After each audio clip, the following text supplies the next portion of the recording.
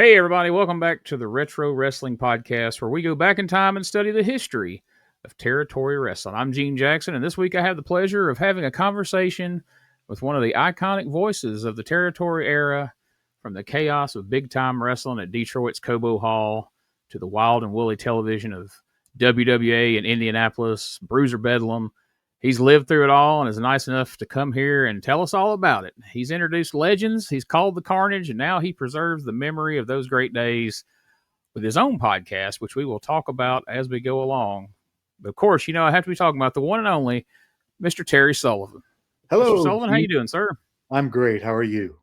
Doing well, man. I'm excited about this. I'm in Alabama. I grew up in Mississippi, so I'm real familiar with Southern wrestling. Yeah.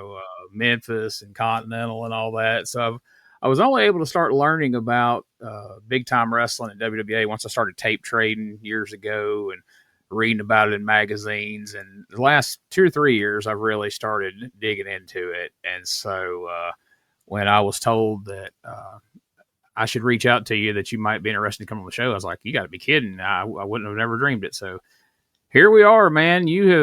I'm jealous of all the people that you got to be around in the heyday for. What a time to be involved in the wrestling business. Yeah, it truly was. And I'm sort of awestruck at times also thinking back to all the people that I grew up watching on television and then eventually got to work with, got to know, in some cases became friends with. I mean, there's not another group of people as a whole like them. Absolutely. So you mentioned watching wrestling as a kid. So what really drew you to wrestling, where it went from something you enjoyed watching to, hey, I want to get involved with that? Was there a particular wrestler or match or angle or anything? That's the whole thing. I was, I was pretty hooked the first time I saw it, but it wasn't a kind of a thing. And this was back in grade school. It wasn't Yeah. kind of a thing I did on a regular basis for a couple of years, but still, I think around the time when I was 10 or 11 years old, I began to actively seek it out on television, and the times would change. And it was usually always on a Saturday. And in this case, the Detroit show had aired the same show twice, once on Saturdays, and the first time it aired was on Thursday nights at 10 o'clock. So then I had to sneak and watch it at my bedtime. But Yes. yeah, the more I watched it, the more I enjoyed it and became pretty obsessed with it, and started going to the matches in Toledo, where I'm from and where I'm at now, and started getting to know people, both fans. Some of the fans from Detroit came down. They're what I suppose today we would call smart fans or smart Yeah. marks, whatever. But they knew a lot of the stories and the gossip, and the one lady was writing the program at that time, so she was very familiar with most of the people. And the more I got to know about it, and then got to meet some of the wrestlers. In Toledo, they stood out in the hallway during the other matches and watched the ring, watched what was going on. So little pests like me could wander back and forth. To the face side was on one end, the heels were on the other end, and it didn't matter to me. But I was I was not shy about bothering them and getting to know them, and it all just developed from there. So, back then, by most accounts that I hear anyway, it's, now there's 10,000 independent promotions and there's alleged wrestling schools all over the place. How how did you go about even finding out what would be a way to get your foot in the door of the wrestling business at that time? And what year would that be? We're going back to about, let's see, I graduated from high school in 69, and right about 1967 or 68, I had always wanted to be a wrestling commentator. We had as our commentator at that time Lord Athol Leighton from Right. Australia, and he was a big guy, 6'6", 260. He was not only a main event wrestler, but also he was the commentator in Detroit, Cleveland, and eventually up in Hamilton and Toronto. Um, But I thought, watching Lord Layton, well, you got to be a wrestler to be a Yeah. commentator. What did I know? And what am I going to do dealing with these people who come out and get in my face and threaten physical violence? Right. But at that point in time, the big time wrestling was about to embark on syndicating their television show. Instead of doing 7 or 8 live or taped shows a week in all these different cities, they were going to do one show and then send it to all the different markets. And so that's Yeah. what they did. And they brought in a young announcer by the name of Bob Finnegan. He came in from Texas, and he was sort of the backup to Lord Layton. He started off as a ring announcer. Shortly after he came in, Lord Layton took off for Australia for 6 months, and Bob took over the commentary. And I already had my sights set on a broadcasting career and hoping for to be a wrestling announcer, realizing that was probably not all that likely. But Yeah. once I met Bob, he not only helped me get in, but gave me the hope that, hey, maybe this is something I could do someday. And lo and behold, it happened. So did you start around Ohio there initially, or did you come straight into big time wrestling in Detroit? Well, it was the Detroit or the Michigan Ohio promotion. Big Okay. time wrestling. The office was in Williamston, Michigan, where the Sheik lived outside of Lansing, but the territory encompassed Michigan, most of Ohio, and a little bit of West Virginia as well. So yeah, it was all one big promotion. I got you. So I've heard in interviews that you were actually hired by the Sheik himself. Yes. Uh, Oh yeah. please tell me how that went, because I'm very fascinated by the Sheik, because he's one of those guys that he came up in a time where you can't go find the Sheik shoot interview to get insight on him, and there's not a bunch of footage, or I mean, I have never heard audio of Ed Farhat's voice. I don't know that it exists anywhere, but The only place you're going to find it is during his retirement ceremony in Japan. And he did speak some English, probably didn't know they had him mic'd. He right. wasn't, it was a mic from the camera. But yeah, he never, ever spoke in English to his dying day that I'm aware of. But yeah, the whole story with the Sheik was I started off, I went to college in Cincinnati, and the promoter in Cincinnati was Les Ruffin. He was an ex wrestler and he promoted Cincinnati and Dayton. He had also worked with Jim Barnett for a long time in Indianapolis. But Les was very close to the Sheik, and I think the Sheik accepted his word on things. And once I started announcing in Dayton, Les put the word out to the Sheik that, hey, there's this kid coming up. I don't know, you want to use him? You want to take a look at him? Whatever. And when I first started in Dayton, the Sheik didn't come around that much. The smaller Cobo, he in Detroit, he was at every show, but Right. the smaller towns, he didn't do that many of. He would come in once every 6 or 7 shows, and it was a happening when he came into town. So probably smart business. Yeah. But one day he came to Dayton. I met him. He was running the dressing room himself, gave me the lineup and time limits and everything like that. And Les Ruffin then got me in to announce in Cincinnati. That was a commission town. So they chose the referees and the announcers. But Les was close with this old time commissioner named George Murphy and got me my official Cincinnati Wrestling and Boxing Commission license. It Nice. would have been in the up toward the end of 1970. And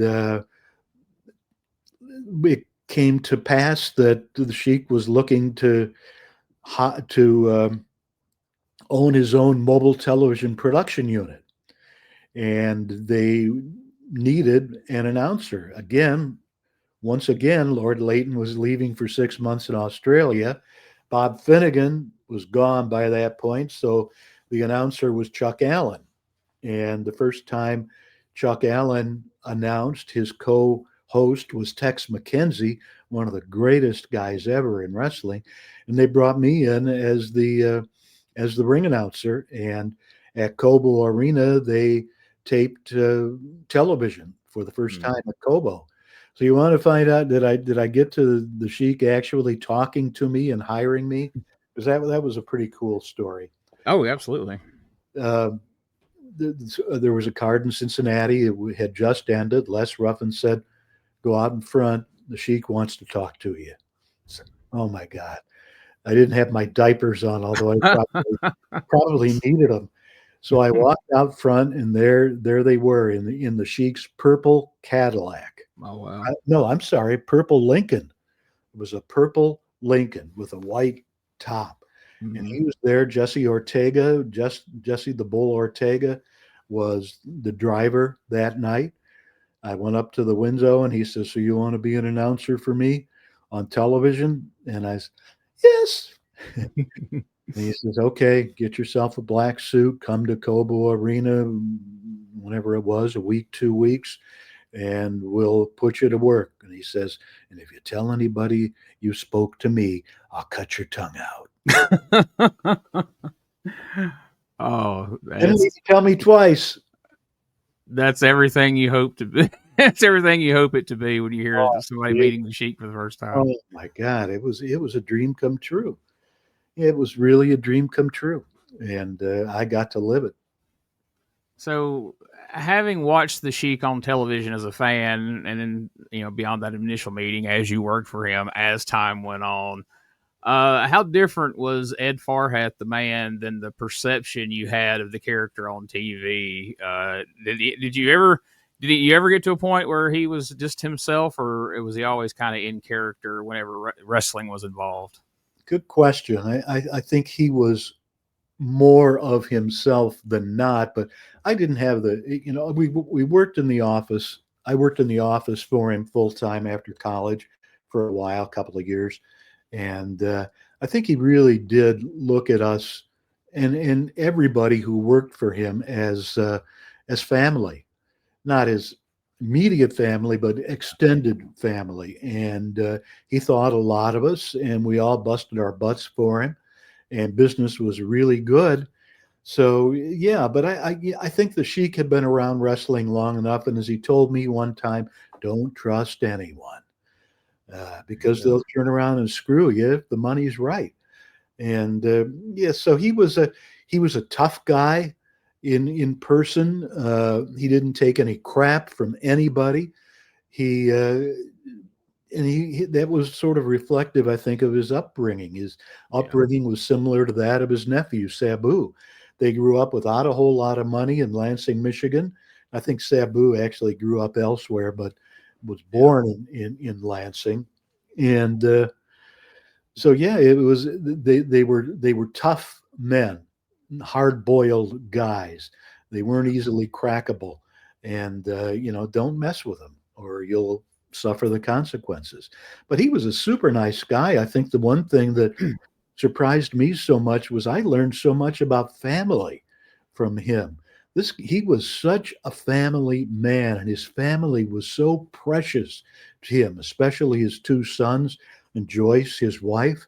I mean, they were everything to him, and he supported their various endeavors, and not only them, but also now into a little more of an extended family. Some of the brothers and sisters and in-laws and things like that. Um, it was one of the interesting things about working in the office was when the relatives would come in. The relatives would come in, they'd go into his office in the back, and you know what they were coming for, Yeah. and away they went. But yeah, he supported a lot of his family members, and I admired that a lot. And the way he treated me, he did treat me like family. You didn't knock on the door at the house when you went over; you just walked in. And I mean that it was really an amazing thing for me to learn. Man, that's really great to hear. I love that. Because you put people up on a pedestal, and you think certain things, and then you talk to people who actually knew them, and you find out, oh, that's not the case. So, Yeah. and for him, like you said, I mean, he pretty much kayfabe to the very end. So, if you Yeah. weren't in that inner circle, if you weren't part of his extended family, if you will, you really didn't know anything about him. But that's just the way things were back then, right? It wasn't unusual. He was just better at it than most. Right. You didn't know anything except for the persona he created, which was largely expressed at that time in the wrestling magazines or on commentary. He had such an aura about him. Even when some people were starting to figure some things out and all that, the Sheik, like, I think that's really him, man. I don't know. I've never seen him break. I've never seen him, come out of it to stop and yell at somebody in the aisle or something like Yeah. some guys do. I mean, you look at what was it, probably about 9 or 10 years, maybe a little bit more in Detroit, and about 7 or 8 years in Toronto. He was the main event on almost every show, not all of them, but almost every show. And that's drawing power. Yeah. Yeah, absolutely. Speaking of drawing, now before you became an announcer, did you go and attend any matches at Cobo Arena before you got involved? Oh yeah, yeah. I was a regular in Toledo, and as I told you, as I mentioned, the got friendly with a lot of the fans from Detroit who would come to Toledo. So, I reversed the thing, and the away I went on my own. So yeah, it was not the kind of a thing a 16-year-old was allowed to do, but sometimes what your parents didn't know didn't hurt them. And yeah, I took the old car up to Detroit one day, my mother's old car, and of course halfway up got a flat tire, and there you go. That's what I get. But yeah, I did a few Kobo shows. Yeah. So I mean, so many historic matches, took place in that arena over the years. The history behind it and the crowds. How did it feel the first night that you went out and you were actually announcing at the Cobo Arena? You're now a part of this after being out in those seats. Right. I had Yeah. to, I have to believe it's probably a little overwhelming. I would think. Yeah, a little bit. It's one of the like a lot, but it's one of those things that you just get up and it's mind over matter. This is what I had dreamt of and worked for in my short life up to that point in time, and so it's a kind of a thing you go up and you have to prove yourself. And that night at Cobo, I think the main event. I know the main event was the Sheik against Johnny Valentine. Wow. Johnny hadn't been around for a long, long time, but people still remembered him, and it was a sellout. 12,500 people looking at me, and the Wow. TV cameras on me. This was my first time on television, and so not only did I have to remember all the names and weights and stuff, which was no problem really because they were all written down. Right. I had to worry about television and worry about making sure I was looking into the camera and things like that. Then the next day, we went to the TV studio in Detroit, and the syndication thing was just starting but hadn't Yeah. really totally gotten underway.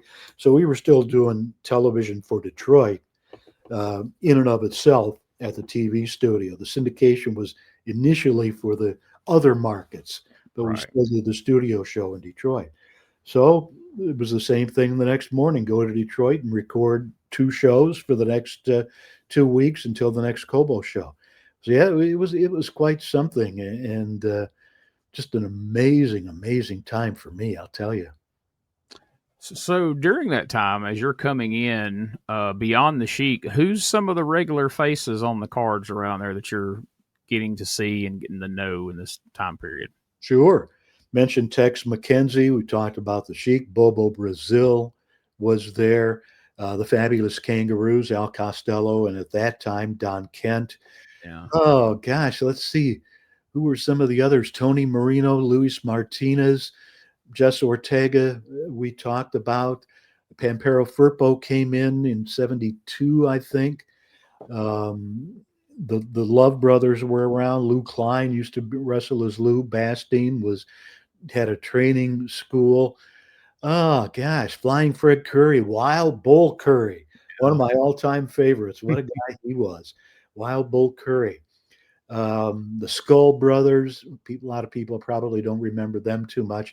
We had a couple of female wrestlers. Mary Jane Mull, who was, for people of that era, she was Yeah. one of the top names, as was Lucille Dupree. She started in Boston with Tony Santos and eventually worked her way into Detroit.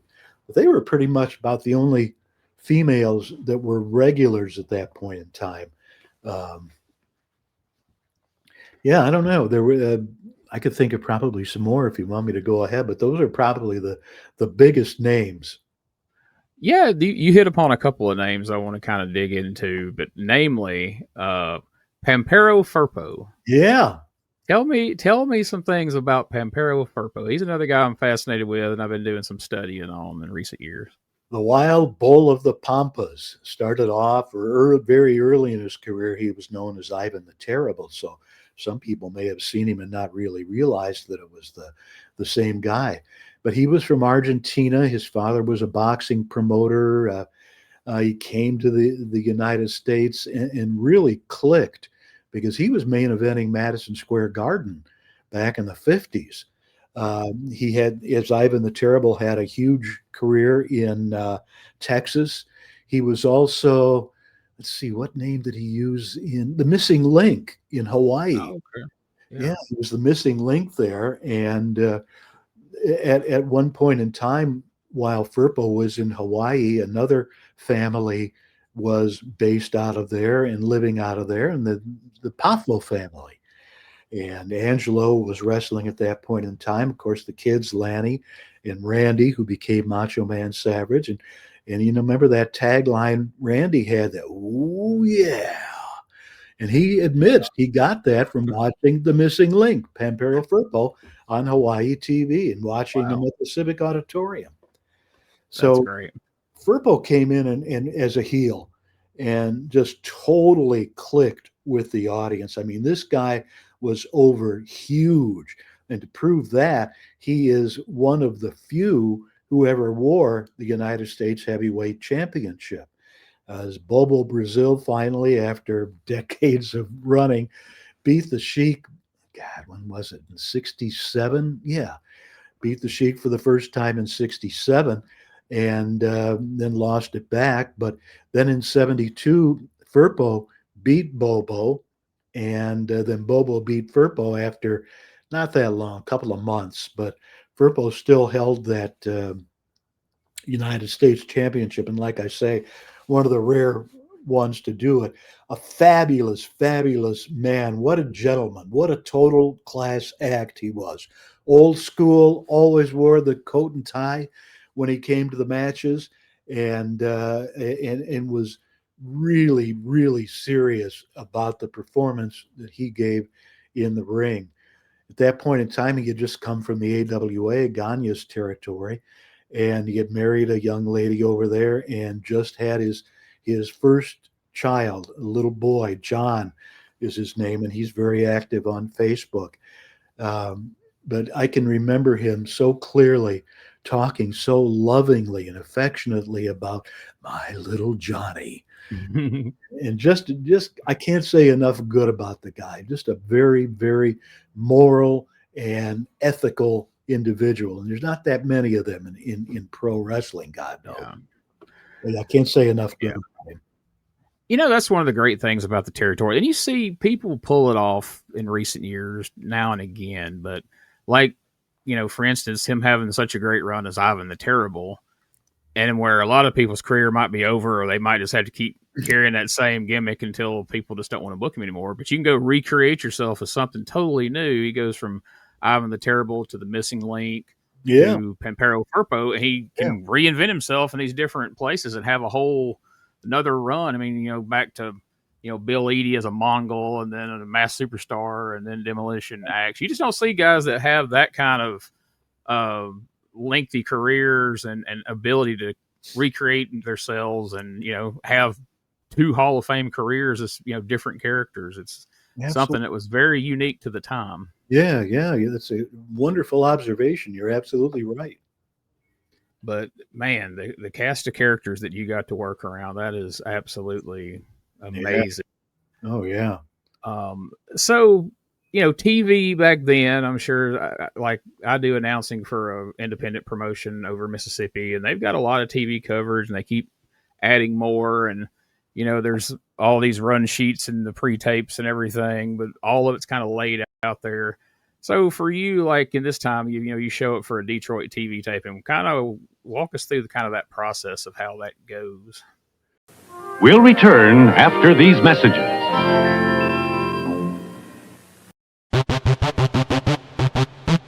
Ladies and gentlemen, welcome to Give Me Back My Pro Wrestling, the podcast that's based on the old school but can still help you find the good stuff from today. Jimmy Street and the Plastic Sheik, Jared, are the undisputed tag team champions of the wrestling podcast world. From thought-provoking topics to superstar interviews to action figure expertise. This team does it all, and all they ask is, give me back my pro wrestling!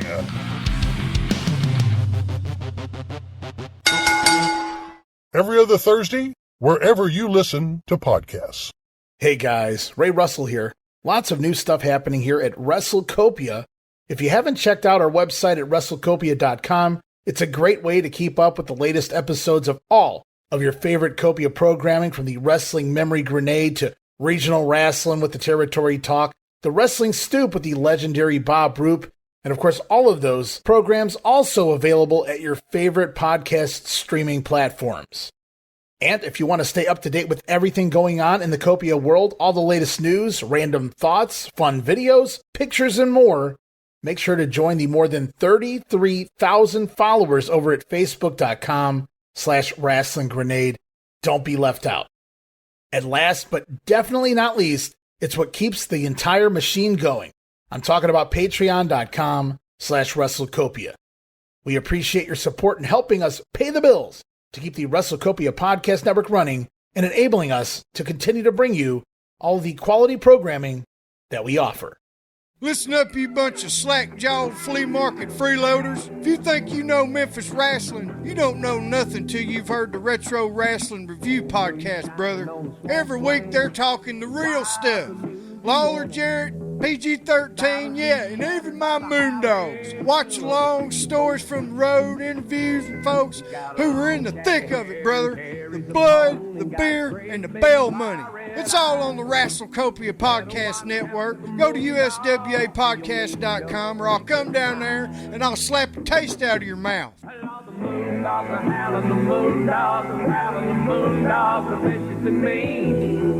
the Moondogs are looking for trouble, and you can hear it in their screams. So stay out of the swamp, 'cause the full moon is shining big and bright, and you might run into a moondog and meet your fate.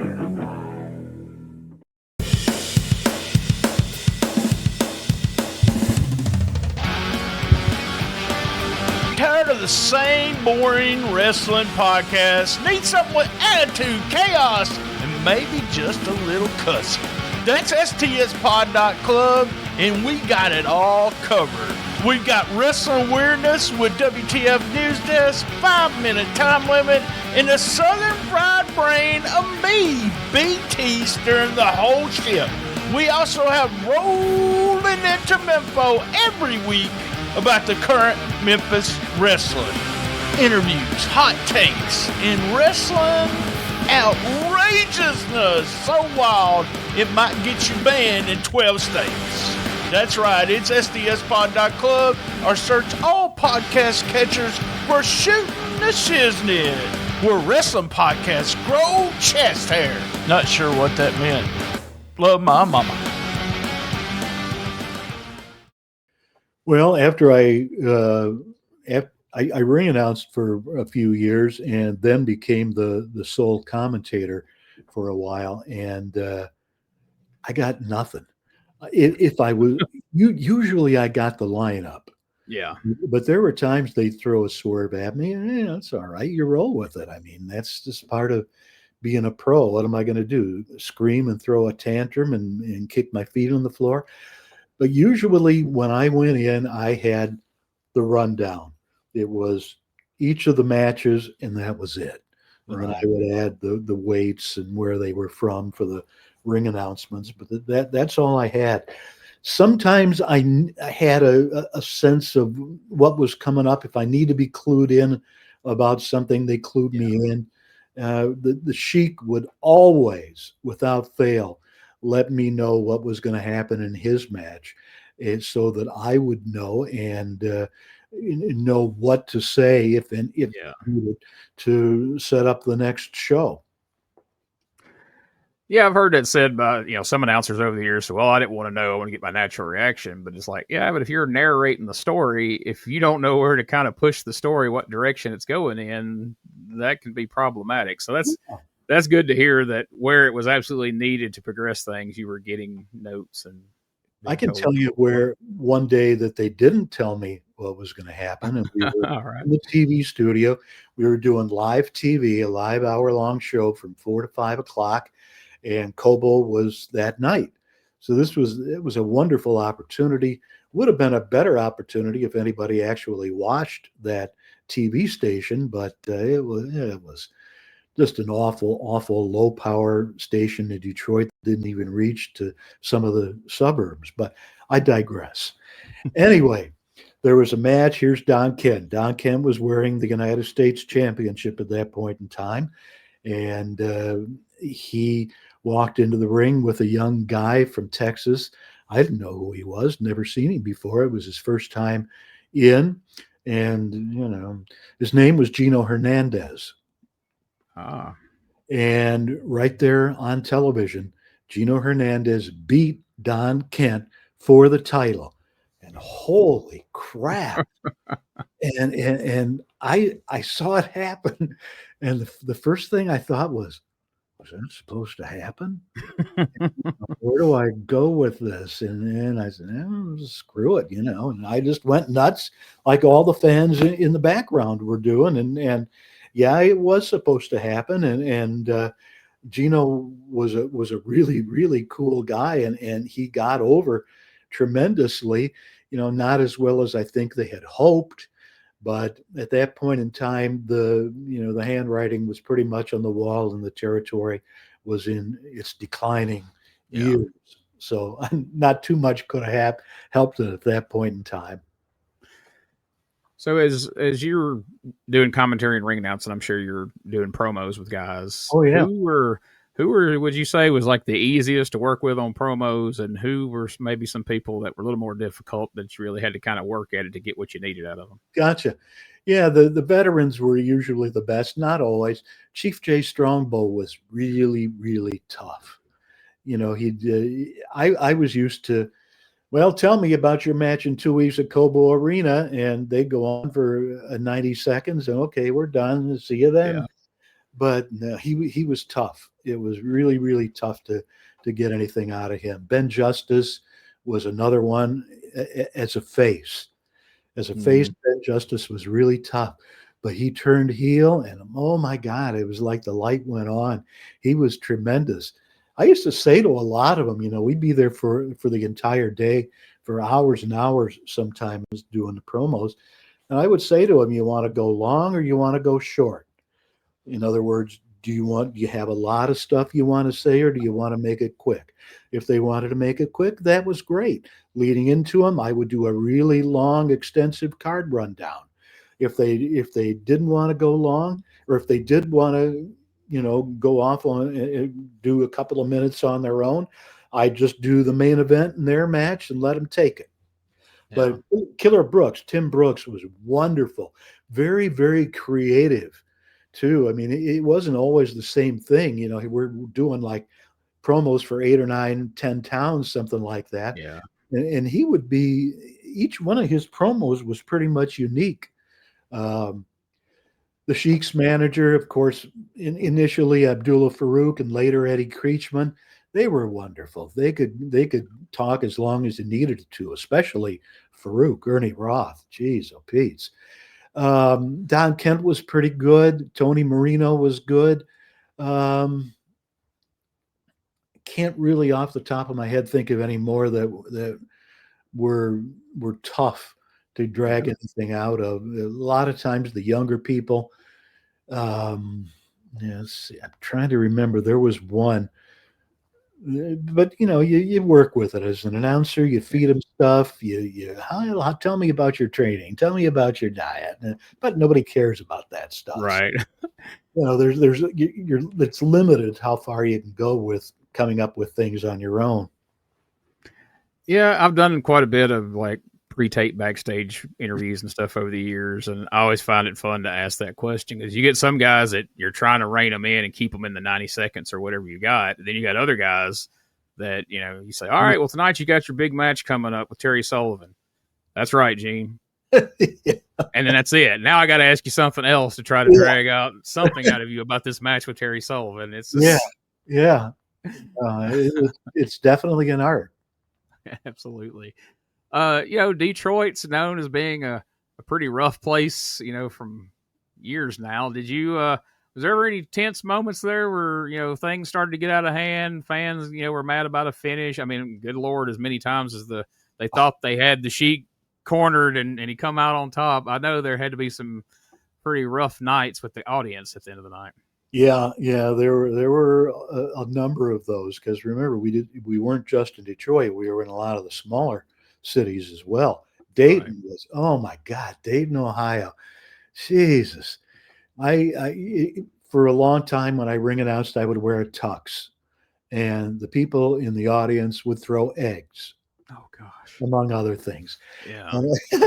And Dayton, Dayton was on a Monday, so many Tuesday mornings I had the tux going to the dry cleaners. And they would also throw pennies and nickels, and they also had a bad habit of sort of getting out of hand, like you say. And there were some skirmishes. I wouldn't say necessarily full out riots. Yeah, but it got pretty dicey, and the guys had to fight their way out a lot. Toledo, same thing. There were a few full-fledged riots in Toledo. Cleveland, I didn't go to. Cleveland was Johnny Powers' his city, Pedro Martinez, and that was there. The Sheik didn't get into Cleveland or Youngstown. Youngstown was Pittsburgh and WWF. But Detroit, they had wonderful security. Star Security was there, and they prevented a lot of stuff. Plus, it wasn't a long walk from the ring to the dressing room. It was only about 30 feet, something like that. In Toledo and Dayton, man, it was a long walk. They could get real quick from the cheap seats down to the floor and come after you in those towns.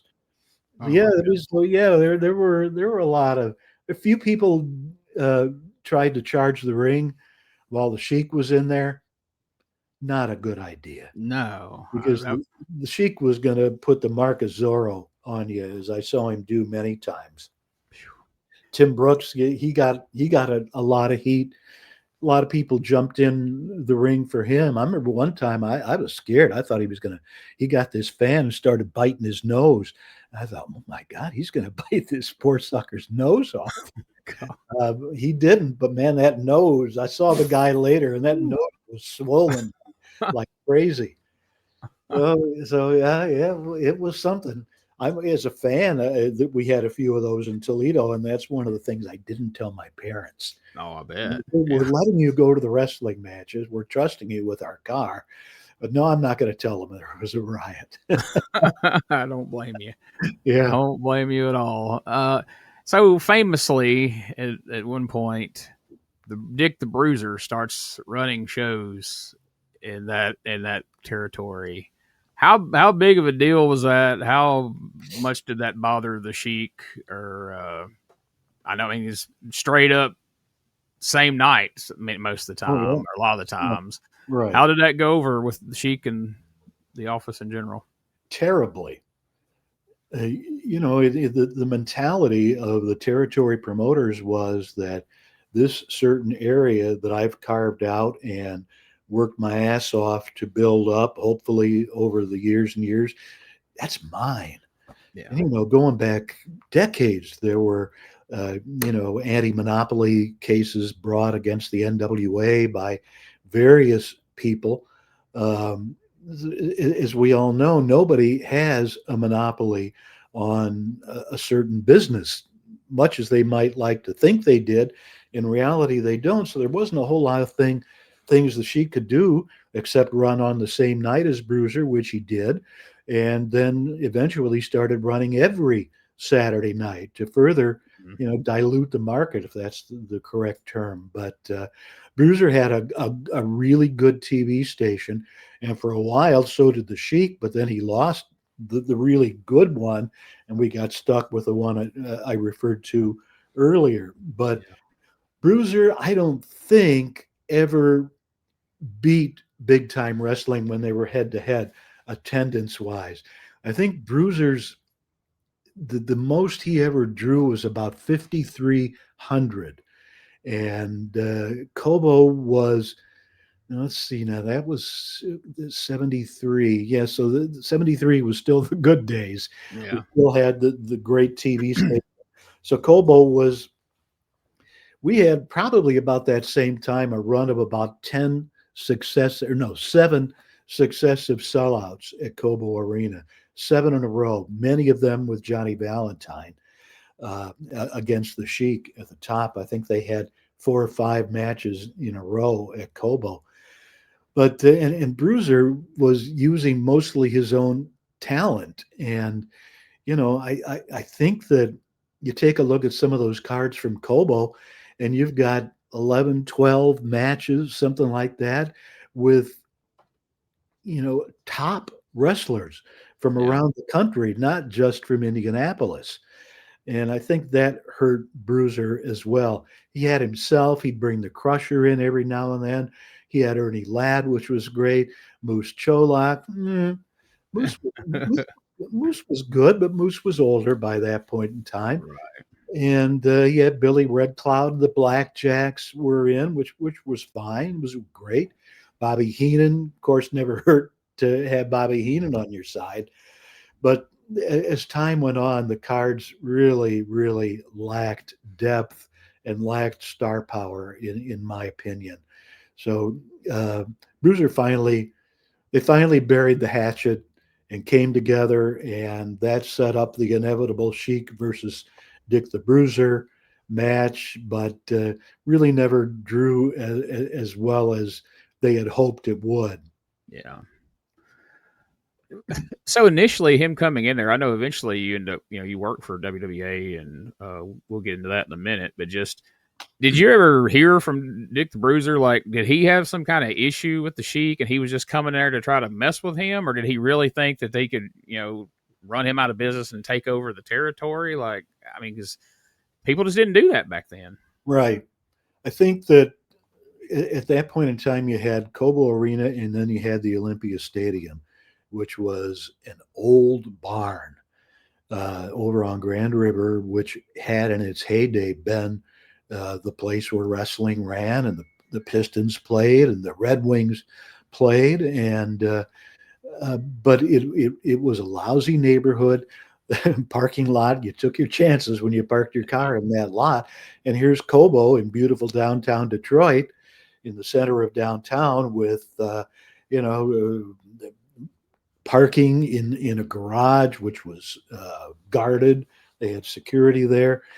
To get to my point here, I think it was the people who owned the Olympia. One of them's name was Lincoln Cavallari, and the other one I can't remember. But I think these were the two prime movers at trying to bite a piece of the apple. They're certainly looking at Cobo Arena being sold out, and they were big into the concessions business also. So imagine, in addition to the wrestling itself, how much money that they made off of the concessions.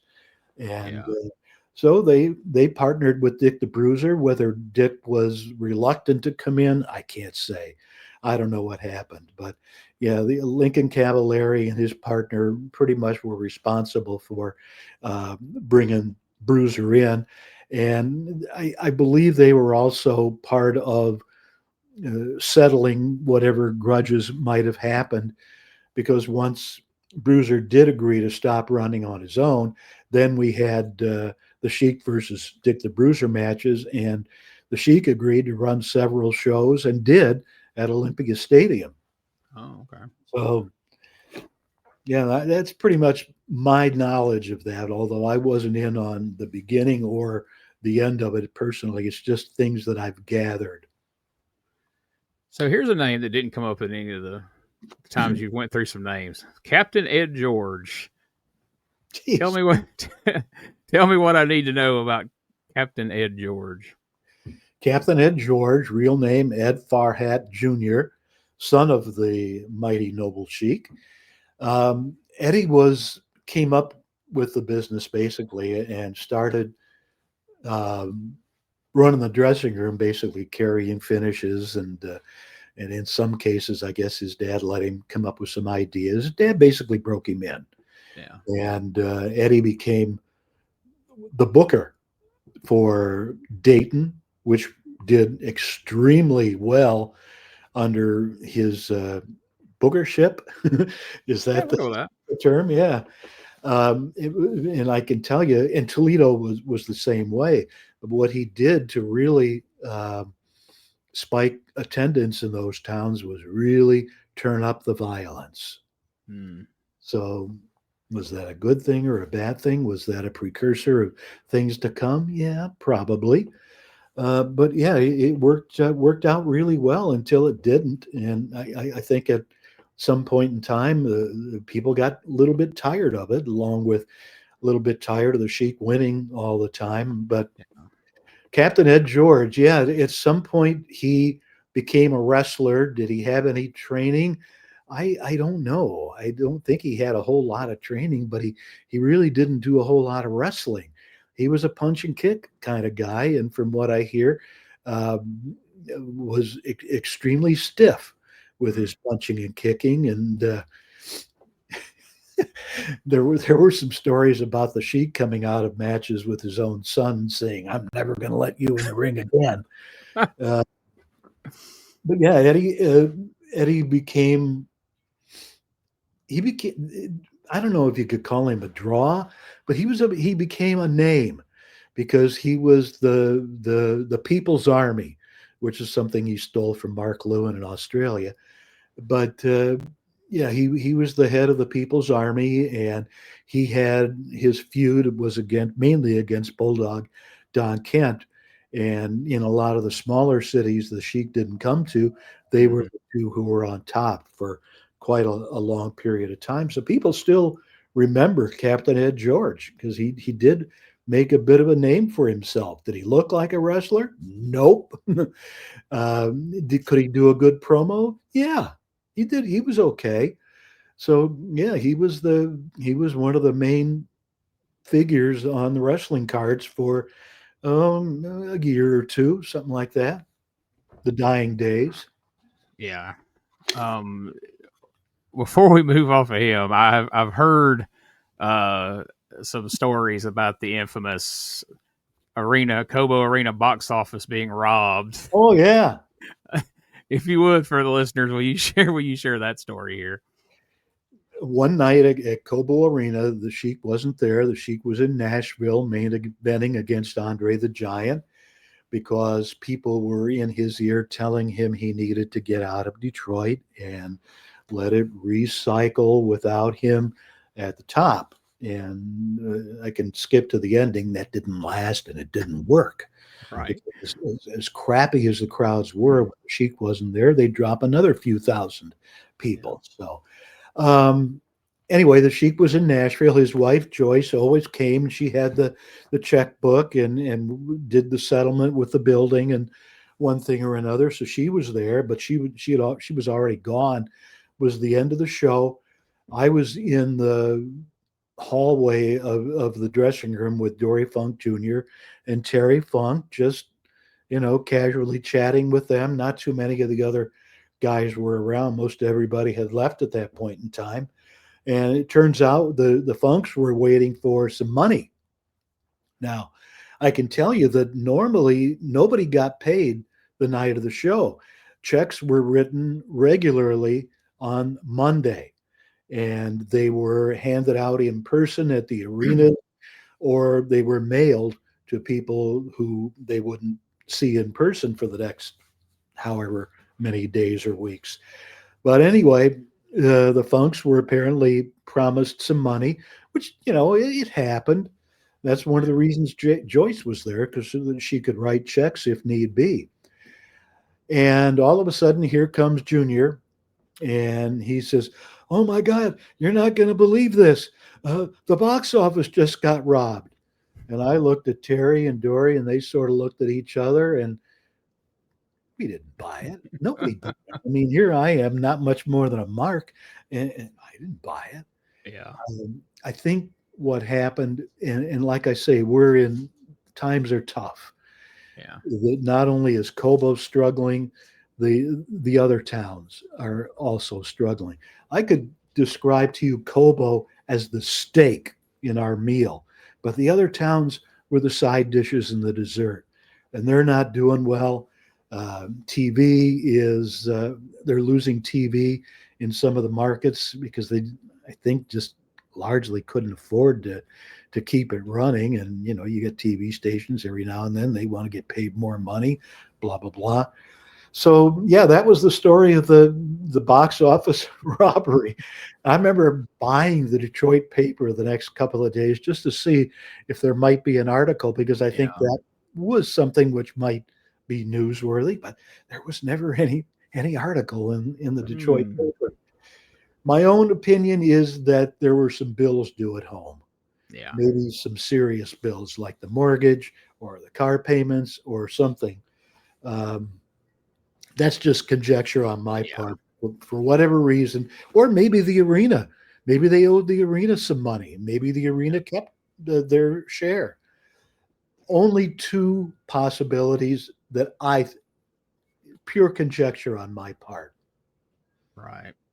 Now, this topic has been, beat to death and looked at from a million different angles, and there's all kinds of podcasts and different things out there. But from you being there, from your vantage point, is there a particular time where you start seeing, oh, the wheels are coming off this thing, we're headed down quick? Is there a certain time period you could point to where you kind of knew it was beyond repair? It started in about late in 73, and it just continued to sort of decline. And I'm just talking about box office in all the different towns. Yeah. Is there anything you can really point to for that? Is it just the fact that, maybe wrestling was losing popularity at the time, or, like, I know a lot of people point to, there was a lack of new stars and people were tired of the Sheik and it was the same thing week in and week out. Do you think there's legitimacy to that, or you think there's other factors that people aren't considering? Yes, to both parts of your question. I definitely think the people got tired of the Sheik and the same 5-minute screw job finishes. Yeah. And like I say, it worked until it didn't. The economy in Michigan sucked at that point in time, and due to the auto industry and things like that. I talked about that TV station. We were bringing in, as I mentioned, the Funks, Mark Lewin, Gary Hart, and we're not able to draw with them. Well, if people don't know you're bringing them in, then people aren't going to come and see them. And here we are in this little crappy TV station that half of Detroit couldn't, well, not half, but a lot of people in Detroit couldn't pick up. So how do they know? How are they going to know? Channel 62 was playing our show 3 times a week on Saturday afternoons and then Wednesday and Thursday prime time. And but to me, that seems like a major hindrance to the success of the promotion. A lot of people disagree with me. They don't see it that way. But to me, it is very simple. If the people don't know, how are they going to come and see it? Exactly. We had some of the best talent in the world come through there. In fact, Vince McMahon, toward the end, started sending a few people in, like superstar Billy Graham. Chief Peter Maivia came in. Backlund came in a couple of times. But one thing that never happened was the Sheik never played any tapes of them on his TV show. Now, I can't imagine a world in which Vince McMahon, this is the old man, Jay, wouldn't have sent some matches from his shows in for the Sheik. Yeah. In fact, when Bob Backlund came in, I was talking to him in the hallway, and he obviously he had been out in the hall and seen that the crowd sucked. Yeah. And he said, do you have TV? And I says, yeah, we did a live TV show this afternoon. And he says, well, I would have come and made that show. Nobody let me know. Now, was that a McMahon thing? Maybe not wanting him to work on television? I would think that'd probably be a good guess. But how about an interview with one of his tape matches? Heck yeah. I don't think anybody would have objected to that. So yeah, just a very, very sad state of affairs at that point in time. Let's see what else. I think those are the primary reasons for it. Yeah. Before we move past Detroit, I do want to ask about one more gentleman who was one of the first big breakout main event black stars of the era, Bobo Brazil. And of course, he was one of, the Sheik's main rivals. That feud rocked on for years and years and years, but decades. Yeah, exactly. Decades. So kind of for people who may not be familiar with him, can you kind of tell us a little bit about Bobo Brazil, kind of inside and outside the ring, and how big a star he was in that area? Sure. He was 6'6", 200. We used to announce him at 298. I think he was about 280. He would fluctuate by 10 or 20 pounds now and then. Just this huge, really, really well-built, well-spoken on television. And he became a hero to a lot of fans who would see him on television. And I'm one of them, believe me, because he was put over as invincible, and in most all cases and most all other opponents, he certainly was. He was the guy who would go to Detroit or Baltimore or to Atlanta, where he was a semi-regular, or California, where he was a semi-regular, and was unbeatable. Wore their title belts, which gave him even more of a luster, more prestige. But yeah, he was just an unbeatable guy. There were people I think I know who wouldn't cheer for him or wouldn't acknowledge him because he was black. I sat aside a couple of people like that when I was a fan. And this is just a story I want to tell you that relates to Bobo. There was a man and a woman in Toledo. They were always front row ringside every single week. And I sat next to him, and I was pleasant with them. And here comes Bobo, and oh yeah, wonderful, wonderful. I'm cheering, and I'm looking at them. They're both sitting there like this, stone-faced.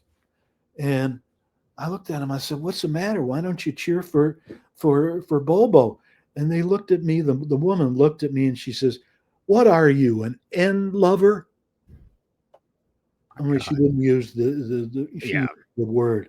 Right.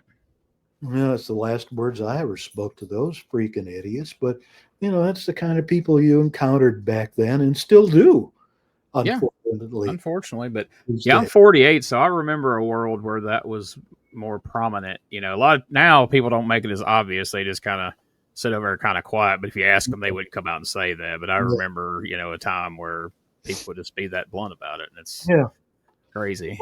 Bobo had a worldwide reputation, and certainly the wrestling magazines were one of the reasons. You go into the magazine stores back then, and you I'm sure remember.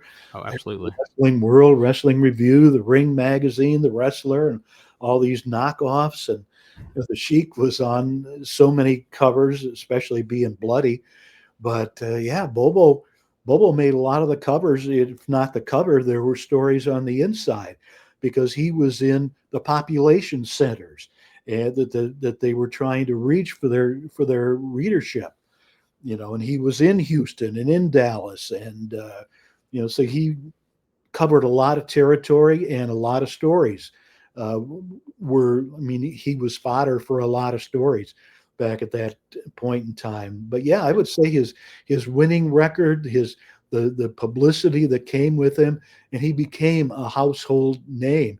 I think he and the Sheik, especially around the Detroit area, but in other areas where they wrestled were really, really struck a chord with people and really hit that button that people want to come in and pay money to see him.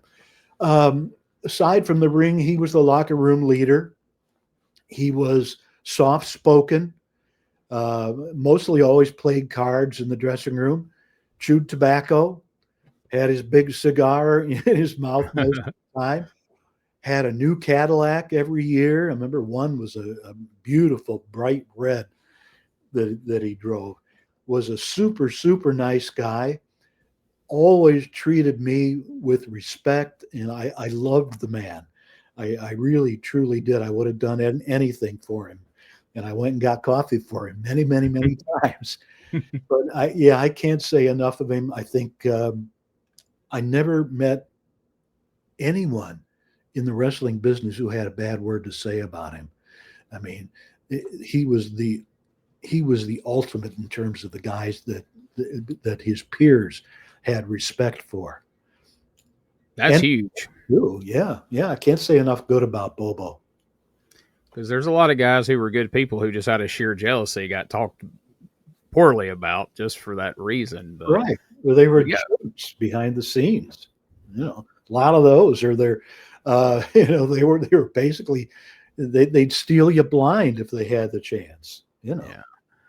Well, Bobo is one of those guys who is a huge star that I just don't feel like gets talked about enough these days and celebrated as far as what he accomplished and the different places he managed to accomplish it at. So just wanted to bring him up and talk to you about him. And, I try to keep these to about an hour because I know there's only so many podcasts everybody can take in each week. And there's 10,000 of them now. Right. And I don't want to take up a bunch of your time either, but, I'd love to have you back soon and when you have time, and we'll talk about your time in the WWA and Bruiser Bedlam. There's a lot of fun questions there I want to get into. So for now, how can people look you up? I know I've seen a lot of great podcasts and clips from you and Dave Drayson, Throwback Theater, different things. Tell us how they can find you. They can find me, Terry Sullivan, on Facebook. The Big Time Memories is what we call a series of, 30 or so programs that we did. They ran anywhere from 15 minutes to an hour or so. And we just highlighted mostly the main eventers from the Detroit, Michigan, Ohio territory, and did some random shows where anything was, we just talked about various things. Some of the people, the not quite main eventers that we wouldn't have talked about otherwise, but they're all out there. I think if you do a search for Big Time Memories or Throwback Theater, you should be able to find them. Hopefully, that's how I found them, and I've watched the good majority of them, and they're my cue to finish watching the rest. Folks, check those out, man. It's full of tons of great stories and information, and I've used that as I've watched those for research for different projects I've worked on. So I highly, highly recommend them. Hopefully maybe one day we can have Dave on here as well. Oh yeah, he'd be a great guest. We did an hour on the downfall of Detroit, what killed the territory. So check that one out, folks. Well, man, Terry, I can't tell you how much I appreciate this, man. This has been so great getting to talk to you. And like I say, I'll reach out in a couple of weeks or so and see if we can't get you back here because I really want to ask some questions about WWA and Bruiser Bedlam. I've been watching some of that on Dave Dynasty's YouTube channel recently, and man, there's definitely some fun stuff on there, and you can tell they had really stepped up the TV production by the time you got there in like 86 and 7 and everything. So well, all right, I appreciate your time, man. Have a great rest of the day, and I'll talk to you soon. Thank you. It's been a pleasure.